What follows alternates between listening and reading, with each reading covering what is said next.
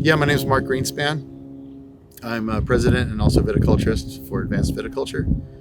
We're a vineyard management company, a vineyard consulting company, and a vineyard technology company, servicing the North Coast primarily, but we also work throughout the state and out of state as well, and even internationally. But we're focused primarily in Sonoma, Napa, Mendocino, and Lake counties here in the North Coast, and I guess we say Marin County as well.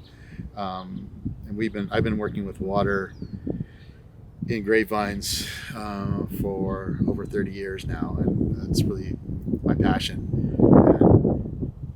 And I learn something new every year. And this year is going to be another test for what we're doing, what I've been doing for these last 30 years, and trying to apply it in a really interesting and very dire situation. I really have good confidence that we're going to get through this year just fine. Drought's pretty common in California, but what's really rare is having a real dry winter here in the North Coast, and that's really what we're dealing with this year. Is an extremely dry winter. Usually in a drought, we usually have 24 inches of rain, thereabouts. This year we had about 12, which isn't really enough to fill the soil profile to where we normally are in the springtime. So what we're trying to do this year is a multi-prong approach to trying to not only conserve water, but use less water and be most efficient as we can with our water. And so irrigating through old-fashioned methods doesn't cut it anymore. What we do is we rely on several methods, but our primary tool has become the soil moisture device. So we have installed in this one and many others is a soil moisture probe. The probes that we use have 6 sensors in them. They're typically about 4 feet long and have sensors down the depth every 20 centimeters, every 8 inches.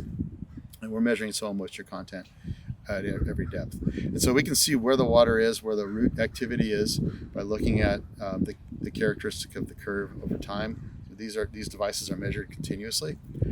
They're hooked up to devices like these, weather station, and beamed into the cloud continuously, so we can observe not only real time, but we can look at the historical soil moisture levels and look at patterns in the soil moisture uptake. And when we do that, we can really precisely determine how much water we need and how often we need to irrigate. And what we found by using the soil probes, we use roughly half the water we used to use before we used soil probes. Using other methods such as evapotranspiration or ET, which is commonly used. Using plant stress, we monitor plant stress also, but find that is an adjunct to our soil probes. Because when we use the soil probes, when we irrigate, we can see how far that water goes down. And we want to prevent that water from going below the root zone. And we can do that with these devices. Our root zone is usually around 3 to 4 feet deep in most of our vineyards that we've looked at and that we work with. And so these probes go down to the bottom of the root zone. If we push water past that root zone, most likely that water is lost for at least as far as the uptake by the vine. And we don't want that to happen. That's an inefficiency we don't want to happen. So we use the probe to determine how long we should irrigate before that water plume goes below the root zone, and try to keep it within the root zone. And then we also look at the profile water content over time and determine how long that irrigation that we just applied persists in the soil before it's being taken up by the vine. And we can do that very precisely and determine how often we need to irrigate, whether it's every 3 days, every 6 days, every week.